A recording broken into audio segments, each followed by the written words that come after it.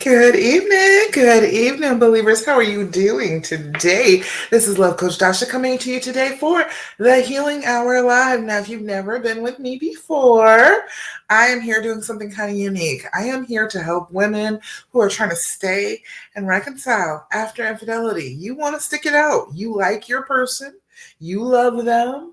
For some reason, you feel like staying is the thing that you want to do, but you're not sure how to do that because so many people tell you that it's a bad idea. And I'm here to tell you that's not a bad idea. You absolutely can do it. All right. Caramel Cream Kisses. I love that name. How you doing over there? I see you on Instagram. Everybody that's joining me on Instagram, Facebook, make sure you give me likes. Make sure that the algorithm knows that you care about me. But I am here to answer all your questions. If you are struggling with trying to heal after this infidelity, you want to get back together, you want things to work out, I am here to let you know how to do that and then how to be happy. Not just, oh, we're together. No. We don't need that. We need healed. We need happy. We need trusting. We need vulnerable. We need all of that. So I'm here to tell you how to get to that point, not just, oh, we're still together, for whatever reasons, for the kids, for this, that, and the third reason. I am here to help you if you are in love with this person and they hurt you really badly, but you don't want to leave. All right. All right, y'all. I think I can see everything now.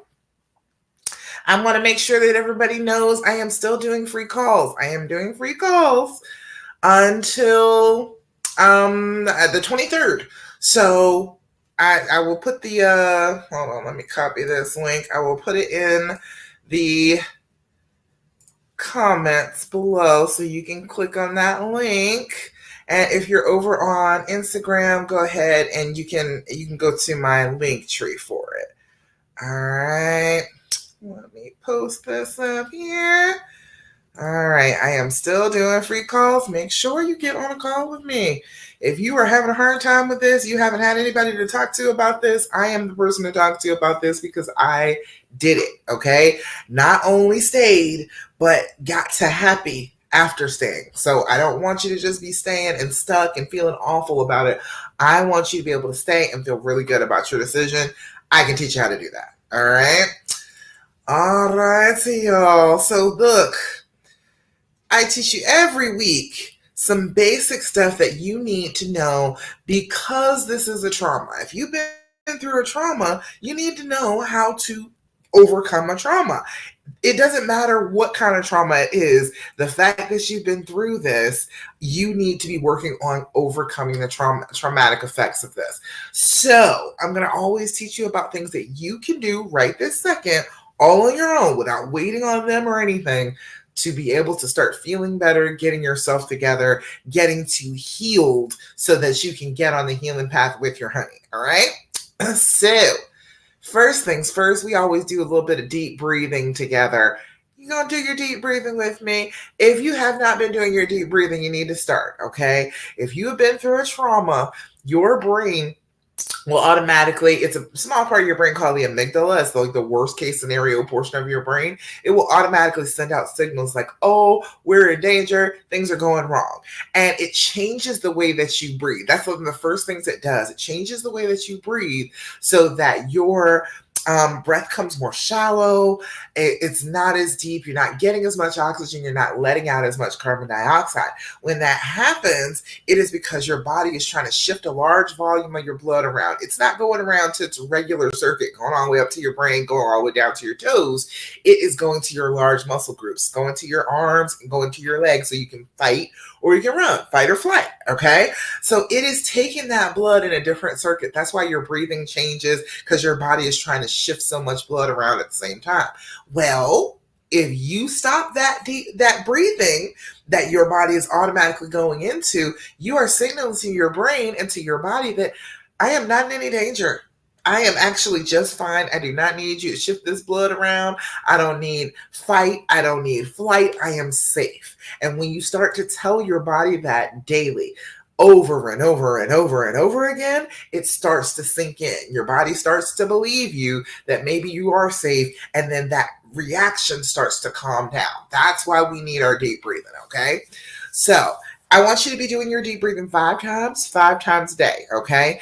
I need this consistent. If you are doing this consistently, you're going to bring that anxiety level from way up here and start bringing it down where you can actually manage it. All right. We do not need it way up in the stratosphere to try and handle it. We're not going to do well with that. But if we bring it down to a manageable level, we can do okay with that. So we're going to do our deep breathing. What we do is 4-7-8 breathing. Now, I say that, and you can do whatever kind of breathing you want. As long as you are doing it, I do not care. Do it 5 times a day. You can do whatever pattern pleases you. But when we are together, I do 4-7-8 breathing, which is blowing out, clearing out your lungs, getting some space in there, inhaling for a count of 4, holding that breath for a count of 7 so your body can actually use that oxygen, and then blowing out for a count of 8, exhaling all that excess carbon dioxide, getting your lungs nice and open for a new breath of fresh oxygen. Okay, so when we do this, if you can do it through your nose. I got allergies, so if you got allergies too, you're having a hard time breathing through your nose, that's fine. Do it through your mouth. It's all good. But if you do this with me a couple of times, you'll start to see what I mean by it changes how you feel. All right. So come with me. Do your deep breathing with me. If you're here with me, let me know you're here with me. Give me some likes. Let me know that you're here with me. You're getting ready to do your deep breathing with me. All right. All right. First things first, we're going to blow out. Inhale through your nose. 2, 3, 4. Hold it. 2, 3, 4, 5, 6, 7. Blow out. 2, 3, 4, 5, 6, 7, 8. Again, inhale. 2, 3, 4. Hold it. 2, 3, 4, 5, 6, 7. Blow out. 2, 3, 4, 5, 6, 7, 8. Last time. Inhale. 2, 3, 4. Hold it. 2, 3, 4, 5, 6, 7. Blow out. 2, 3, 4, 5, 6, 7, and 8. Beautiful. How do you feel when you do your deep breathing? Let me know. Does it feel good? Do you feel a little clearer? Your brain should get a little bit clearer. Now, you may get sleepy because some people get sleepy, but some people feel sharper. Some people feel like, oh, I've got some oxygen going to my brain. I am on it now. All right. It helps. It helps a lot of things just to be able to control your breathing. When you are going through this, this is not just, oh, I got my heart broken. This is a whole body trauma. This is in your head is things going on. In your body, there are things going on. And if you start to work on the things that are going on in your body, you're going to have an easier time with the things that are going on in your head. Okay? All right. Do your deep breathing. All right. Next thing that you're always going to want to do, and I need you to be doing this solidly. Okay. I need you to be doing this 5 minutes twice a day. Do your journaling. Okay. It does not matter what kind of journal you use. Look at this. This came from the Dollar Tree. This is $3 for $1. You can put that in your pocket. Or look at this one. This one is the Be Mindful journal. This one has actual prompts and mindfulness quotes and taking deep breaths in here. It actually has that. So and I'm working on my own journal too. So, but even though it does not matter what kind of journal you use, if you don't use mine, if you don't use one of these, you can use anything as long as you are using it. Okay, writing down 3 things at the beginning. Date, time, level of anxiety. You need that bit of information, okay? We need the date and time so that this becomes scientific. Now we've got data points. We don't just have a journal. We've got data to assess, okay? We can go back and we can look at different dates and different times, and guess what? We can put together some triggers, some issues. We can figure out that it happens at a specific day and time if we're writing it down, okay? Hey, Misfit, happens. I see you, girl. Hi, glad you're here. Hi, Austin. This is the first time I think I've seen you here. Hello, hello. We are on the healing path after infidelity. We are working this thing out with you and your honey. So doing your journaling, the first thing is the date and the time. And then the last thing that I always want you to put at the beginning of your journaling session and then at the end is a level of anxiety. Level of anxiety is 0 to 10, okay? We are going to put a fence around these feelings and make sure that they don't get too big, all right? 0 is great. Everything is all wonderful. Everything is right with the world. You're happy. Things are going well. Write that down in your journal, okay? You need to remember the times when things were going good just as much as you need to remember the times when things aren't, okay? That is super important for you to know to come out of the traumatic cycle that you're in. You need to recognize that good things are still happening to you. So write that down. And then if you are at a 10 is a loss of control. A 10 is I want to rip my hair out, tear my clothes off, run screaming down the street naked. If you are not at that point, losing control of yourself, throwing something, screaming at the top of your lungs, you are probably not at a 10.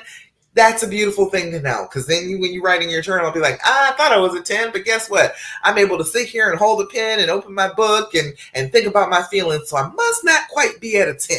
All right, it's not as bad as it could be.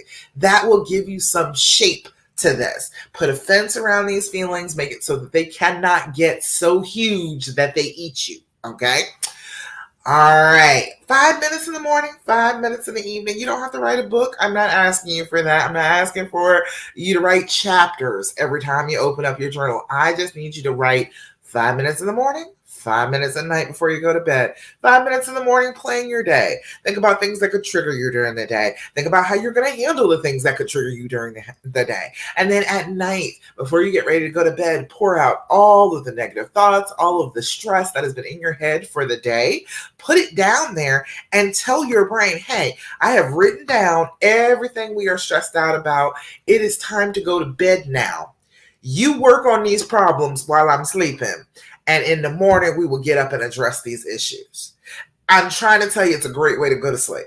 If you've been stressing out about this and your brain is like, no, we can't even get any rest because we are just so stressed about what has been happening here. If you write down what it is in your journal before you go to bed and tell your brain, give your brain the assignment that, hey, look, you work on this through the night. And when I wake up in the morning, we'll meet back up and we'll talk about it. When you do that, you've given your brain this assignment, and so it'll let you go to sleep. If you're really exhausted and you haven't been sleeping well because of this, that's a great thing to do. All right. So, got your journaling, got your deep breathing. The third thing that I always want to tell you all to do is to be grateful. Oh my goodness, we have got to develop an attitude of gratitude. I'm trying to tell you, it works so well. All right. When you have been traumatized, your brain automatically defaults to the negative. Your brain says, everything is bad, everything is terrible all the time, nothing good happens for you. So if you prove your brain wrong by constantly coming up with things that you can be grateful for, hey, my life may not be perfect, but I am damn sure grateful for the internet right now. And I'm grateful for ring lights. And I am grateful for cell phones. And I am grateful for great big water cups. I am grateful. If you can do that, you prove to your brain that it's wrong. It's absolutely wrong that everything is terrible about your life. You prove to yourself that there is something better than how you're feeling. All right. Consistently doing that every day, just waking up, listing 3 or 4 things in your journal that you are grateful for, puts you in a different mindset for the day, starts you looking for good things instead of looking for bad things through the day. All right. Hey, Carissa, glad to see you over there on Instagram. Everybody on Facebook, say hi. I'll shout you out. You know I love you. So everybody, this is Thirsty Thursday. I like to hear good stuff. All right. I want to hear the good things that have been happening in your life this week, things that you're grateful for, things that you're happy about it. So please make sure, put it on the screen, comment, let me know the good stuff that has been happening, because I know good stuff has been happening, even if your brain is telling you that it's not. All right. Think back, just sit there and think about it for a minute and think about if you have some good things to share with me. Carissa, you say, hey, late, but I'm here. Girl, look, this was the first time in like a long time. I was like on time. I started the live like right at 9. I was like, oh, look at me being on time today. And the funny thing is, I had put it accidentally for some reason. I put it at 9:30 on the thing, so that's why I was making sure to tell everybody like I'm going live 9. It's same time as usual. All right, let's see. Anybody got anything for Thirsty Thursday? Any good stuff that's been going on in your life, in your circle right now? Things that are good that are happening. All right, y'all think about it. I'm gonna move on to the last thing. The last thing that I want you to always be working on is to stop asking all those damn questions. Okay? Do I need to shake you? I know it's hard. I know you want to, but I'm trying to tell you it is not doing you any good. You are asking him all these questions about what happened, how he felt, how he feels about you, about the relationship. You're not going to get the answers that you want. Most of the answers are going to piss you off. And it is a trick. Your brain says that if I find this out, I'll be better, but it will not. It will just give you more questions. That is how your brain operates on trauma. It wants to find out all of the information that it possibly can, so it just keeps asking questions. There is no point where you will know enough information for you to say, okay, I'm satisfied. I know everything that I need to know. That doesn't happen. It is not there. That is not a possibility of happening. If your brain keeps telling you that, it is lying to you. It's messing with you real hard, okay?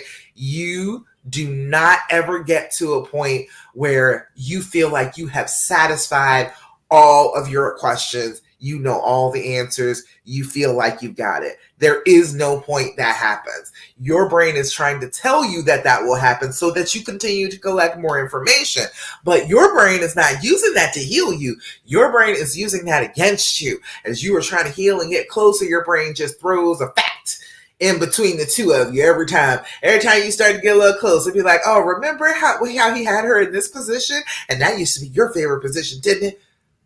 Ruins you, ruins the moment, ruins the closeness, because that's what it's designed to do. All of these questions that you think that you're asking for your healing, they are not for your healing.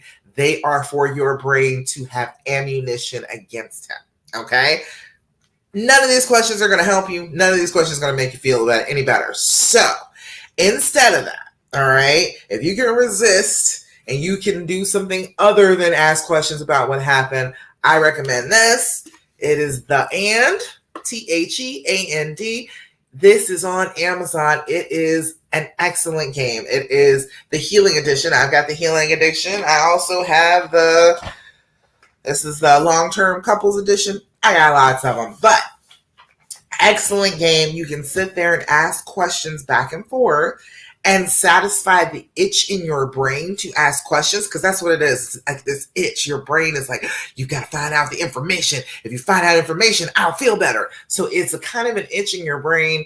Even if it's lying to you, asking some questions will help you. So if you can sit down, take 2 or 3 of these and ask questions back and forth to your honey, guess what? It'll satisfy that itch, and you won't be ruining your day having questions answered that you really don't want to know the answers to. All right. So let me give you an example. One of these questions. We've got, what could we achieve together that we can't alone? That is an excellent question. That is a good companionship. Look, we need each other type of question. Find out, what could we achieve together that we can't alone? Excellent. I like that one. All right. Cut the deck. Gives you another one here. This one says, what's one piece of advice you think I really want to give you? All right. You got to think, got to put yourself in the other person's shoes and figure out, what is some advice that they think that I need? That's a very interesting question. I like that one. What's one piece of advice you think I really want to give you? All right. It's a good question. Excellent. Isn't that better than the questions that you've been thinking of? I promise you they are. They're way better than the questions that you've been wanting to ask. All right. Third question. What do you want more of from me? That's a good one too, right? These are excellent questions. This is a good deck. I'm trying to tell you. The And is from the Skin Deep company. I'm trying to tell you. excellent questions. This is way better than the questions that are floating around in your brain trying to be asked. All right. What do you want more of from me? And speaking of your questions, I know I've been telling you not to ask questions about the affair. Let me take that a step further with you. I'm saying stop asking all your questions. All right. Your brain is kind of on overload right now, and it is trying to pick out all that information. And so it will sit there and try and give you questions to ask that have absolutely nothing to do with this to try and make connections. Okay. We don't need that. All right. If you can stop asking questions, if you can stop yourself before you say something that ends with a question mark and switch it around in your brain so that it is not a question but a statement now, you will rewire your brain. You will tell your brain that, hey, we're not asking all of those questions. That is not what we're doing right now. We're talking, we're making statements. So things like, how was your day today? All right. No, we don't need to ask that. All right. Tell your boo you hope that they had a great day today. All right. And that welcomes them to talk about it if they did. Or they can say, I actually didn't. I really had a sucky day. And then they go ahead and start to tell you about it. It's a good way to communicate. Okay. So switch it around from a question this week to a statement instead. See if you can do that. Just the action of stopping yourself, just the action of hearing your thought and knowing it's about to be a question and saying, wait. How can I reword that so that's a statement instead of a question? It starts to heal that traumatic response in your brain. All right. So see if you can do that this week. All right. Any goodness? Libra, honey, I see you over there on Instagram. Hey, girl. You got anything for Thirsty Thursday? Any good stuff happening? I know on Memory Monday in the group, my Love After Cheating group, if you are not in my Love After Cheating group, go join, okay? If you only know me on Instagram, go on over to Facebook and come into my Love After Cheating group. I answer questions in there. I post every day something thought-provoking about this healing journey. So come on over there.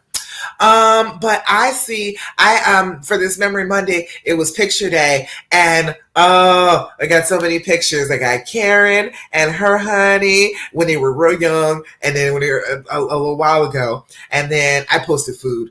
I got Lindsay and her honey they were looking so young and so smitten with one another. I tell you, I got. There's the other one of Karen. I got Natalie. She's got the black and white with her honey, and they were just looking so sharp on the waterfront. It's cute. Cassandra cuddled up with her honey on the couch. Aquila, I don't know where they were going, but they were looking sharp. Okay, they were sharp as a tack. Joni in the blue light with her honey all cuddled up. I love to see it, okay? I love to see good stuff. I love to see you all being happy together. So I'm glad for that. That's something that I'm grateful for, is I get to see that every week. I get to just ask you all for good stuff, and you all let me to see it. All right. Let's see. So that's the basics right there. And make sure I posted it in the comments. I posted it over here in the comments, and it's on my link tree. Get on a call with me. If you've never been on a call with me before, you need to do that, all right? I'm trying to tell you right now, you get on a call with me, you're going to feel better. You are going to see things a little bit differently than you did when you got on the phone, and you're going to feel better once you get off the phone with me. Carissa, Libra, honey, let them know. I see y'all over there. I don't know who else is over here on Facebook, but whoever has talked to me, let them know that it's a good thing to talk to me. It's fun to talk to me. I'm going to make you laugh at least once during the call, but I'm going to help you feel better. By the end of that call, you're going to be like, oh, dang, she really does understand. You're going to want to work with me at the end of that call. All right? So that is all the basics right there. Look at me starting on time, getting to this point right when I should be. All right. So if you all have questions, I am here for you. Nobody posted in the comments on the question post, but I am here to answer all your questions. So ask away.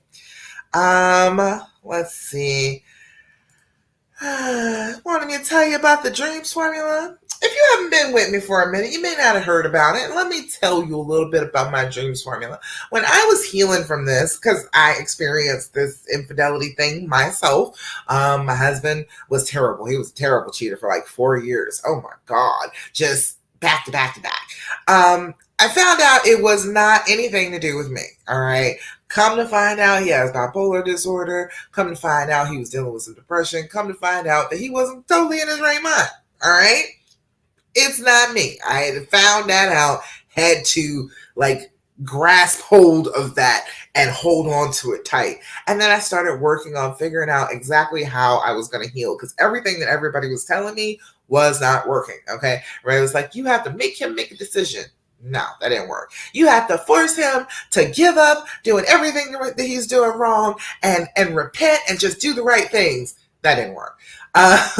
You've got to ask him all the questions, find out about this. That didn't work. I didn't want to leave him. So them saying, oh, you got to leave him. That didn't work either, because that wasn't what I wanted. So I had to think of something else. All right. I am a firm believer in, if what you're doing is not working, do something else. Don't keep being there doing the same thing that is getting you nowhere and think that you're going to get somewhere. All right. That's true insanity.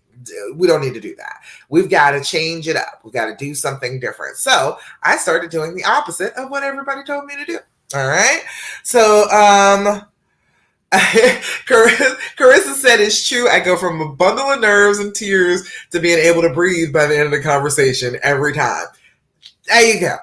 Every time we talk together, you are going to feel better by the end of the conversation. I know what I'm talking about with this. I have experience with this. I've been doing this for years, and I went through it myself. If I can get from the place where he actually brought a woman to live with us at one point, all right?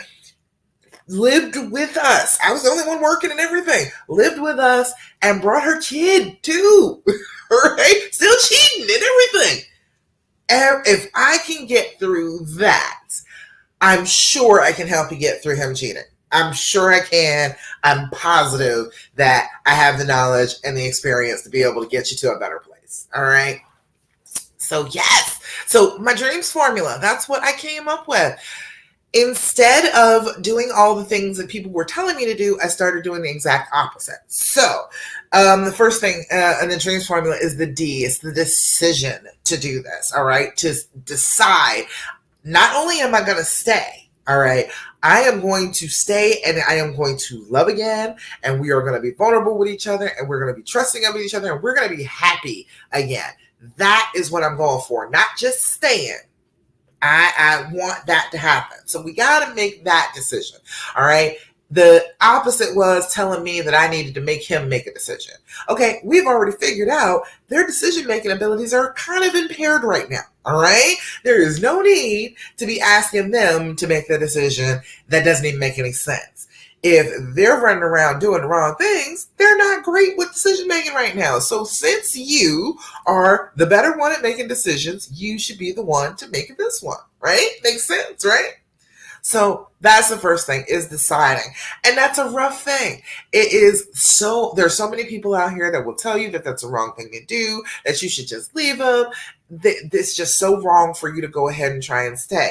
But this is your life, okay? And this is your love. All right. If this is the person for you, the person that inspires you to forgive, even if it's stupid that they did it in the first place, but you love them at a level where you are like, you know what? I actually could forgive them for this. I love them enough that that's a possibility. You honor that. You don't run from that. You honor that. You do exactly what your heart is telling you to do, and it has decided that it wants to forgive this person. I'm not asking you to do this for everybody on the planet. I'm asking you to do this for one entire person. That's it. All I'm asking for. I'm not asking you to forgive everybody in the whole wide world. I'm saying this one person, forgive this one. Decide that that's what you want to do, and don't let anybody deter you from your decision. All right. That's the first thing. The second thing is recognizing that that's a hell of a decision to make, and it's scary. Okay. That's a scary ass decision to make, to put aside what other people are saying, to ignore people who really do seem to want to have your best interests at heart. They do want you not to be hurt. They want that for you, but they don't understand that it would hurt you to leave them. Okay. So we've got to understand that it is a scary thing to do, but we're going to do it anyway. We are going to follow through and we are going to take our decision. And in everything, in every action that we take, every behavior that we display, we are going to show that we have made that decision. And even when it's scary, that's the default, is to go back to your decision and act like your decision is the easiest thing in the world, the best decision you've ever made, the most easy thing that you could ever do. Always go back to it like that when you're afraid. All right. It's scary. It's going to be scary. But a lot of the time, the things you want are on the other side of fear. A lot of the time, the fear will try and stop you from progressing to a place that you need to be. So let's ignore the fear. Let's go ahead and follow through with our decision. The third thing is evaluating the why, figuring out why they did this. And I know people will tell you that you need to figure out why they did this so that it doesn't happen again. I get the idea, but that's not how this works. The whole, oh, if you know exactly why this happened, it will never happen again. That's just something that your trauma is made of. I think we all share that. And our trauma talks to other people's trauma. And they say, well, if you know these things, then this won't happen again. A lot of what your brain is trying to get you to do right now is based on that. If you do this, then you won't be hurt again this way. It is impossible to tell that. All right. You can try and have all of the information, do all the things, and you could still be hurt this way again. Okay. All right. So instead of worrying about trying to protect yourself as figuring out the why, I want you to come from a place of compassion with the why. I want you to understand that whatever was going on with them, there is a problem with them. It's not with you. It's not with the relationship. It is something going on in their own head, in their own psyche, in their own insecurities. And it does not have to do with you.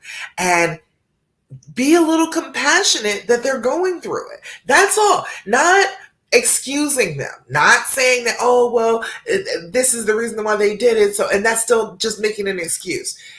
A reason is a reason, okay? Whatever was going on with somebody is actually a reason. That's valid, all right? We're not going to excuse it, but we are going to say, okay, I know your reason and I have compassion for you for that reason. All right. That's going to help you. That's going to help you with your decision.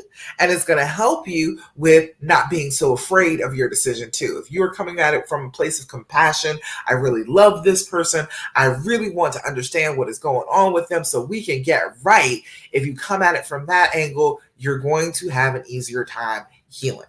All right. Allowing the healing to happen. Allowing that wall to be let down. If you are behind a wall, and visualize it for me, because I bet you know what your wall looks like.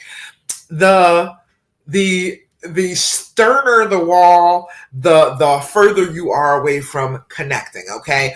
Like my wall is a garden wall. It's a rock garden wall. It's got some gaps in it. You know what I mean? Like it is reduced over the years.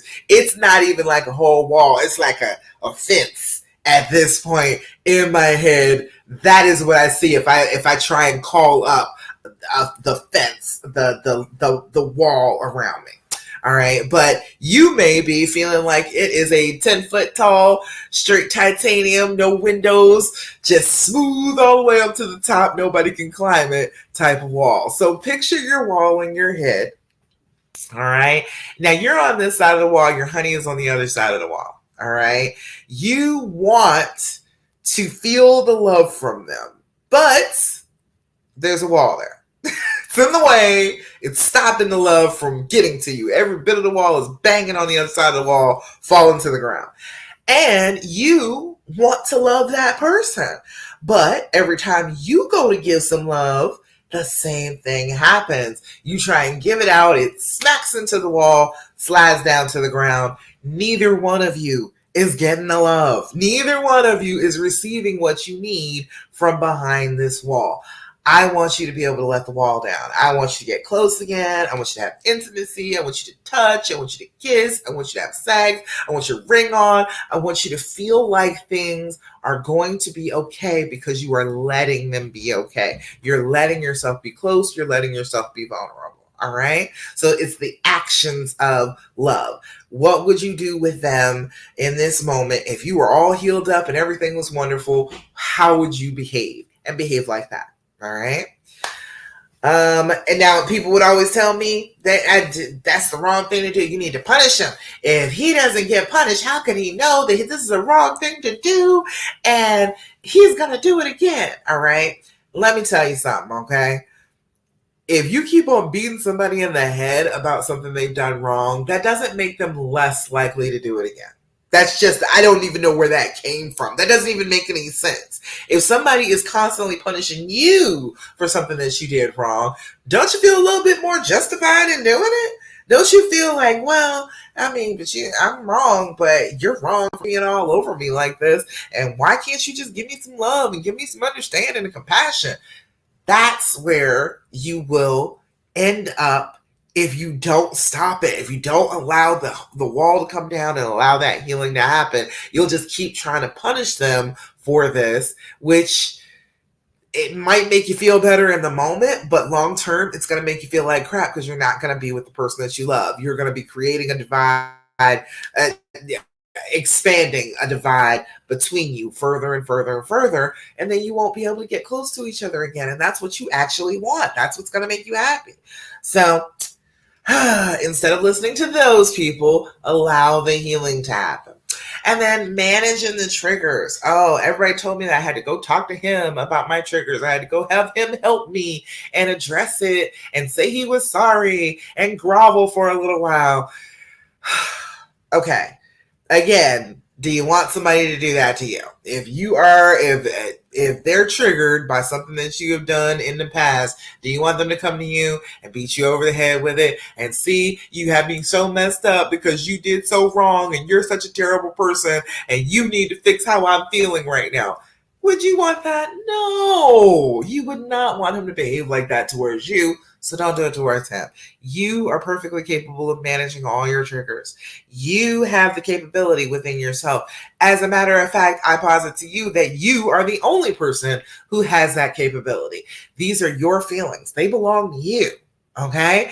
Nobody else can change them. Nobody can fix them. Nobody can abracadabra and magically make them all better. That does not happen. Sitting around waiting for that is going to make you pissed off and resentful because that's not the way it works, but you're expecting it. And so when they don't do it, you feel like they're failing you. All right. You have to get in control of your own emotions. You have to know, okay, this is a thing that triggers me. I need to control my reaction to this trigger and try and act more like I would if I did not have this trigger. If I were normal, if everything were fine, if I were all healed up, how would I behave if confronted with this particular trigger? And then you do the thing. You do the thing that you would do if you were healed, not the thing that you would do if you were hurting. If you're hurting and you're triggered and you go to him every single solitary time, a lot of the conversations that you're going to have are about pain and hurting. And that does not get you back together. All right. That does not mend this. This does not make you feel any better about them. And it doesn't make them feel any better about actually making you happy again. So it's making both of you fail. You're both stressed out. It does not work. So you've got to learn to manage your triggers on your own. You got to learn what they are. You've got to learn how they feel in your body. Like, what is your body doing when you feel this thing? And then try and work on that. Try and bring that down. Try and control that. Do your deep breathing. Do your journaling. Make sure that you get back in control of yourself with these triggers. Okay? Does that make sense? All right. Then the last thing that you're going to need, and you can actually do it without this, but it's a whole hell of a lot easier if you have this.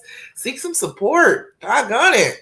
Everybody always wants you to say that, oh, well, the support should be him, or they tell you that the support should be somebody who is all about you leaving, all about you he's just trash man, and you need to kick him to the curb, and you shouldn't be with him. That is not the support I am talking about, okay? That's not going to support you in what I was just telling you to do, all right? You need the person who's going to hold you accountable for that. You need the person who you can say, okay, my decision is I'm trying to stay, and I want to work things out, and I want to be loving. That person needs to call you out when you're not following through on your decision. That person needs to call you out when you are expressing your fears and saying, look, hey, we are not trying to be afraid of him. We're not trying to be afraid of this relationship. Remember, isn't that what you're doing? That's what we need to work on. Do your breathing, calm down. The person that needs to remind you, yeah, he did this, but he was in pain. There was something going on with him. Something caused this to happen other than you. Let's try and find a little compassion for him. Let's try and find a little understanding about what was going on in his brain that made him think that this bad idea was a good idea. All right. You need that person. You need the person that's like, hey, you're not being loving. You're kind of being bitchy today. You might want to get that together. All right. You need that person. All right. And I'm here to tell you, I'm that person. All right. I am that person. I am the one that will tell you when you are not following through, when you are not doing the things that could make you feel better about this trauma, about getting better, about healing. I am the one that will tell you that. All right. Now, you may have other people. Kristen. You said I don't have people like that. It's you. Exactly. All right. That is why I am here, because I found out that that's my niche. That is the thing that I can do. I can remind you that this is your decision. You are the damn main character here. What you want is what should happen. All right. This is your story. Tell your story how you want it told, not how other people think it should be told. All right. I'm here for you for that. I am here for you to help you with the fears. I know what the fears are. I've experienced the fears. Okay. But guess what? I was afraid and I pushed through and I did the things that I'm telling you, and it worked. There's no more fear over this side, okay? I want you to come from that side. Come join me over here where the fear is gone, okay? I have determined that everything that I was doing that I was so afraid of was the exact right thing to do, and it helps me feel better, and everything is working out beautifully for me and my husband. I'm trying to tell you, I'm a happy woman, all right? He is going above and beyond for me on a day-to-day basis. He got better and better and better over the years, and now, fantastic all the time. All right. So I need you to understand I am here for you for that. I am here for you to help you walk through the steps to get to a better place. I want you to feel good. I don't want you to keep on feeling like this has just destroyed you and destroyed your whole life. This is a transitory period. This is a thing that has happened, and we need to get past this thing and back on track with our emotions. Make sure that our emotions are in control. This is chess. This is not checkers. When you are trying to go about fixing this, making this better, getting everything together, you got to be strategic about it. You can't just go in there, emotions flailing, and do whatever your emotions tell you to do, because a lot of the time, your emotions are telling you to do something that is based in fear, not based in love. And I'm going to encourage you to do the things that are based in love instead of the things that are based in fear. When you do things that are based in fear, whatever the fear is telling you to do, it's the wrong decision. The fear will be like, catfish him. Be totally dishonest, put a picture of somebody up there you think he might like, and then go after him and set him up. Okay, look, dude. That's what the fear will tell you to do. And other women will tell you that is a perfectly normal thing to do. It's not. Don't do that. Okay? It's not okay. It's not cute. It makes you look like a psycho. Okay? We can get to the point with this type of pain where it will stress us out to the point where we start acting like complete psychopaths. We start acting like stalkers. We start acting like somebody who is dangerous to be around. And I don't want you going that far. Okay. I don't want you listening to what the fear is saying inside your head and then going on ahead and acting on all those things. The fear says key his car. The fear says put sugar in his gas tank. The fear says go to her house and scare the bejesus out of her and harass her. Okay. That's what the fear tells you to do. All right. The love is going to say, okay, we got to get ourselves together. We've got to calm down here. We've got to get centered. We've got to make sure that we are acting in a positive way instead of in a negative way. That's what the love is going to tell you to do. So don't listen to the fear. All right. So I need you to stop listening to the fear. But if you're having a hard time and you keep listening to the fear, I'm here for you. Okay. I am here for you. So there is a link up here in the comments of YouTube and Facebook, and it's on my link tree on the Instagram. Okay, want you to have a session with me. Sit down, have a talk.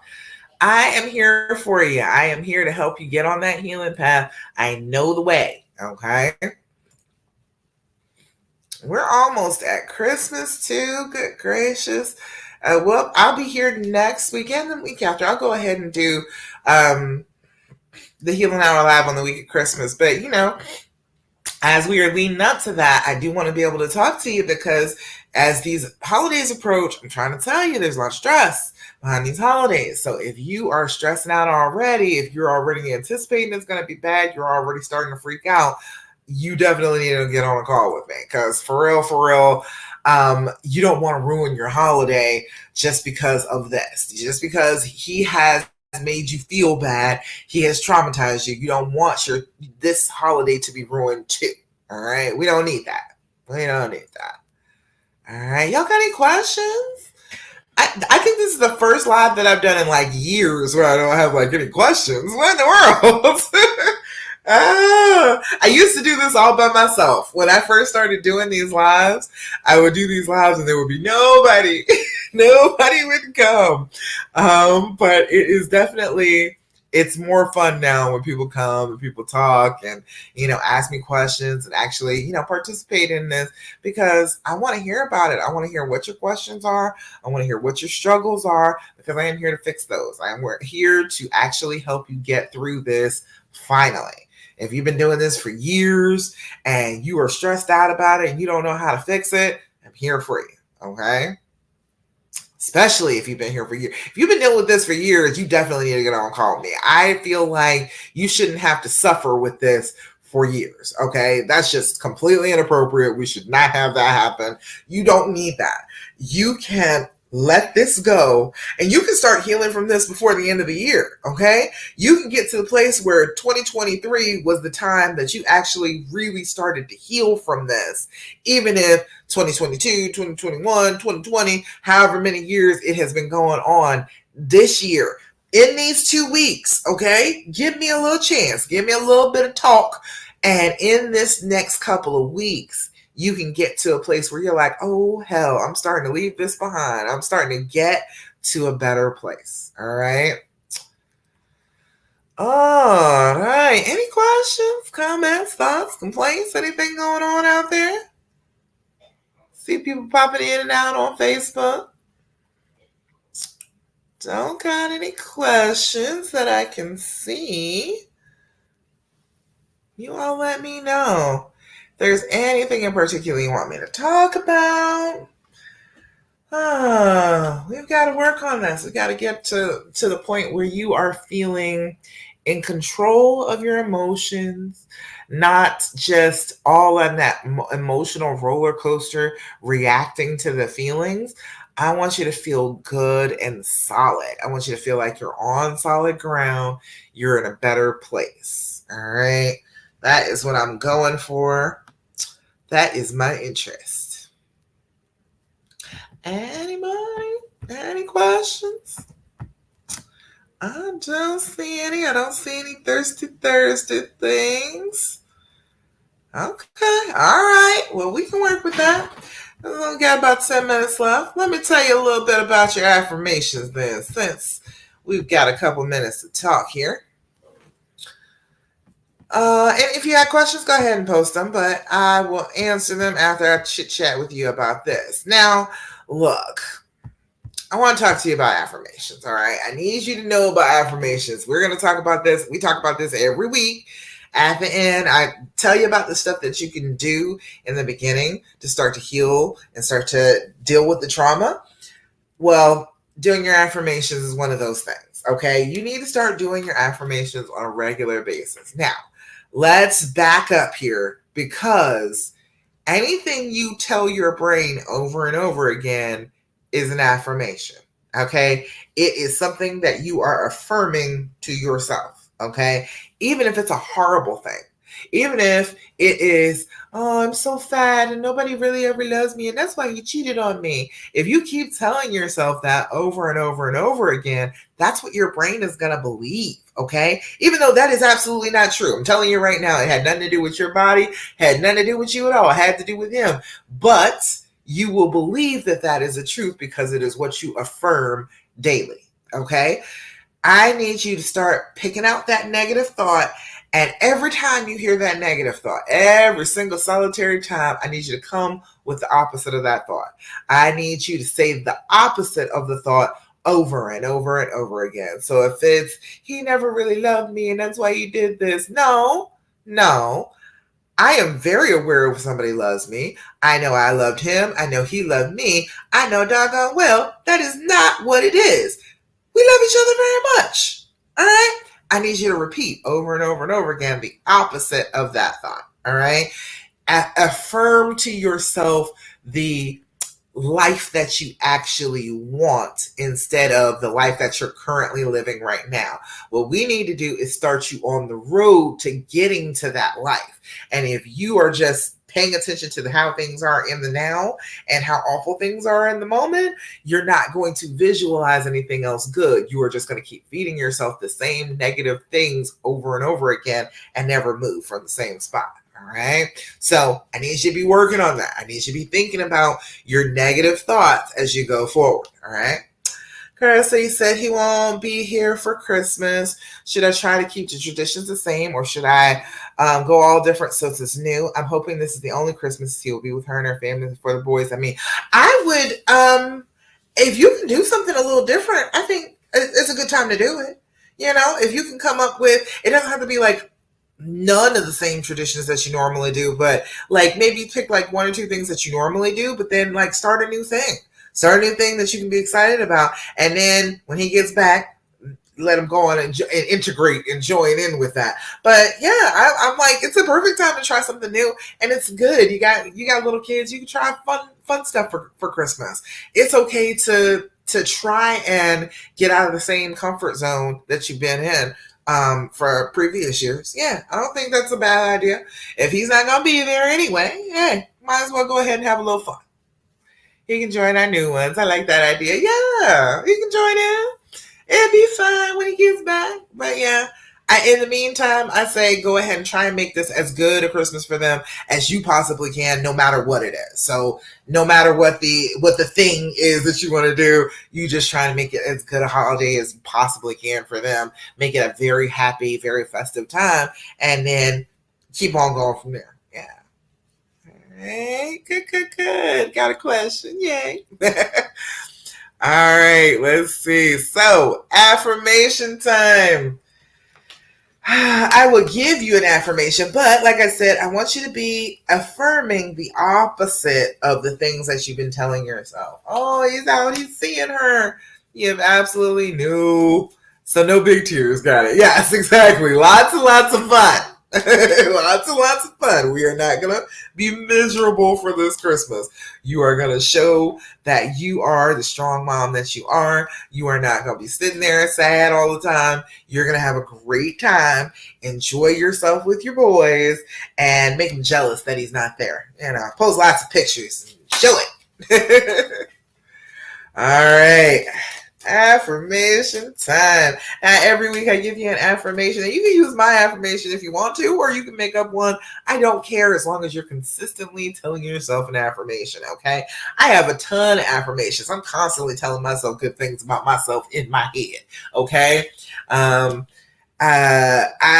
tell myself that I'm beautiful and feminine and desirable. I tell myself that I am funny. I tell myself that I started telling myself I'm a good mom. That's a hard one, man. That's a hard one.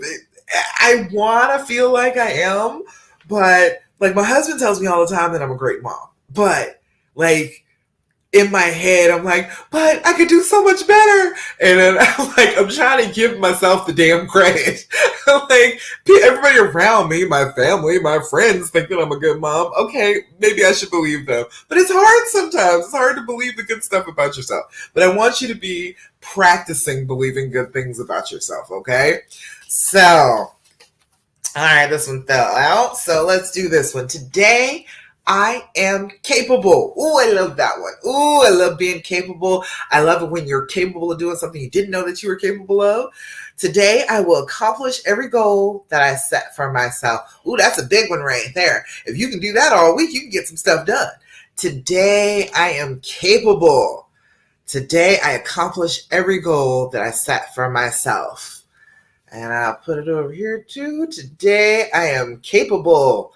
Today, I will accomplish every goal that I set for myself. Ooh, I see somebody over here asking a question. Who is this? Who is this? I didn't see you over there a couple minutes ago. Let me refresh. Hold up. Let me see. Said talk about forgiveness. What's that? Barbara. Hey, Barbara. Hi. Glad you're here.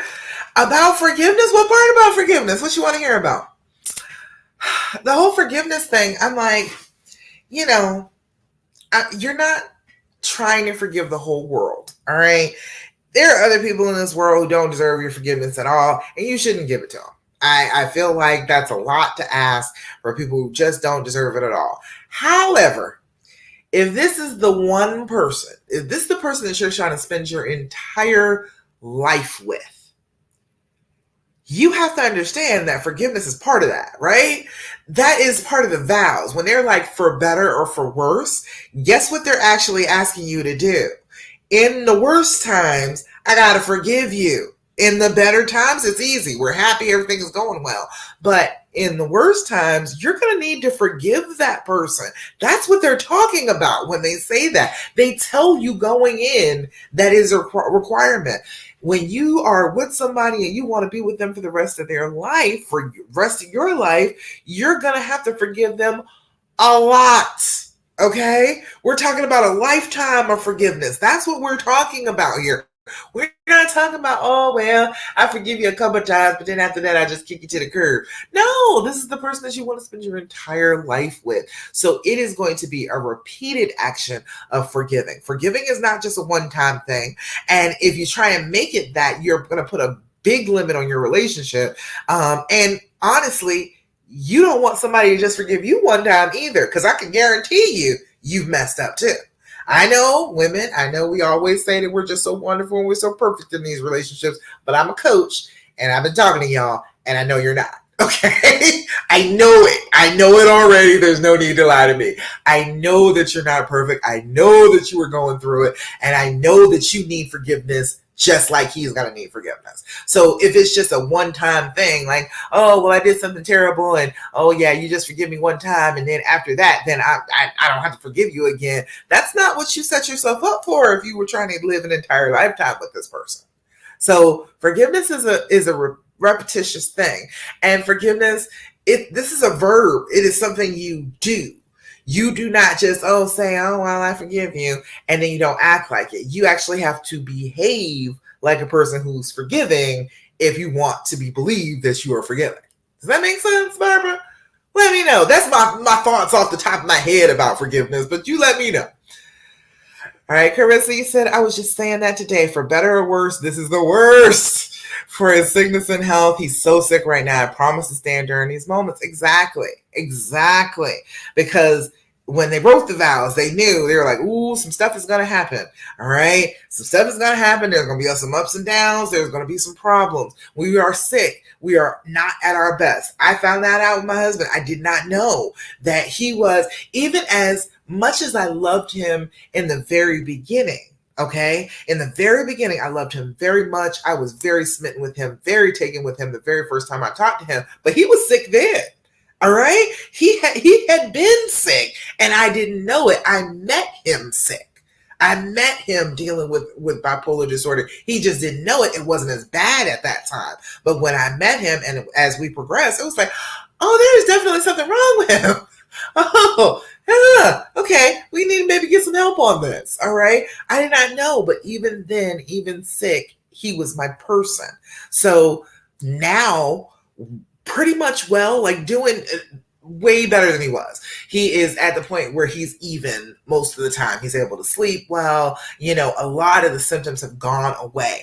And at this point, with all that, he's fantastic. He was great before. I loved him before, but damn, he's a whole other level now that he's well. So it's a good thing to be able to stick with your person through sickness and health, because you get to see them when they get well. You get to see them when they're better and they're happier and they're doing better.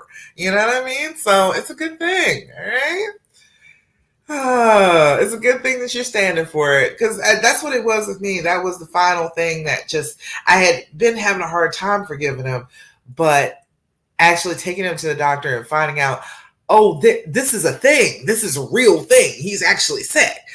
That was what let me know. I was like, okay, I'm doing the right thing. I questioned myself. I gave myself a hard time about it, but I'm a nurse by trade. And so, I can deal with an illness. And this is a sickness we are dealing with. I can deal with that. I know how to work with an illness. I can deal with that. Okay, no problem. And it got easier from there. But, even if you don't know that about your person, you got to know that there are some things that make us sick in our past, that make us traumatized, that make us messed up, and we do the wrong things. So we all need forgiveness. We're all going to need it at some point.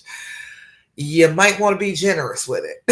You know what I mean? Barbara, you know what I'm saying? You might want to be generous with your forgiveness, because we're all going to need it. Every single solitary one of us in a relationship is going to need that forgiveness at some point. All right? It's nice to know that your person will forgive you and that they love you anyway. That's the thing that makes people want to do better. If you have been through being around people who just never forgave, that just always gave you a hard time about it, always made you feel bad for things that you did, you don't want to be around those people. And you're not sorry that you messed up either. You're like, screw them, I'll do it again. When somebody is like, no, I love you and I forgive you, and yet that was a messed up thing you did, but I know that you can do better. I know that you can. I believe in you. I know for sure that you can step it up a level. You do that to somebody, they're going to want to step it up a level. They're not going to feel like, oh, well, you're coming down on me like a ton of bricks. It is that love and that openness and that forgiveness that makes you be like, okay, I can do better than this. I don't have to keep on messing up. I can do better. So, Barbara, let me know. Anything else about forgiveness in particular? Let me refresh so I can see if you said anything else. That's all. That's my thoughts about forgiveness right off the top of my head. Forgiving is an action. It's an action word. You got to actually do forgiveness to feel forgiveness. That's how it is. You have to do trust to feel trusted. Okay. Ooh, I said something, haven't I? You got to do trust to feel trusting. Okay. That's actually how it happened. You met them, you fell for them, you started trusting them, and then you felt trusting. That's how it usually goes. Most people don't earn anybody's trust. That doesn't usually happen. Usually you decide on them and then you trust them because of your decision, and then you get the proof that you should trust them.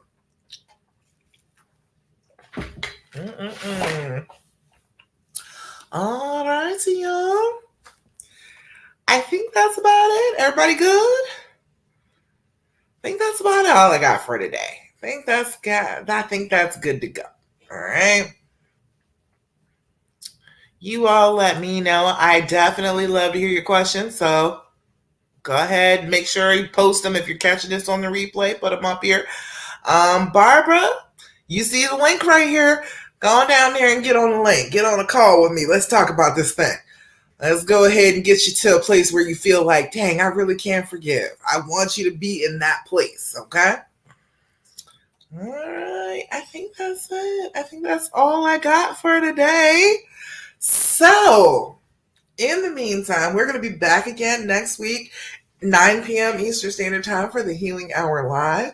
In the meantime, do your deep breathing, do your journaling, get that attitude of gratitude, stop asking him questions about the affair, and say your affirmations, okay? And more than anything, don't do what the fear tells you to do.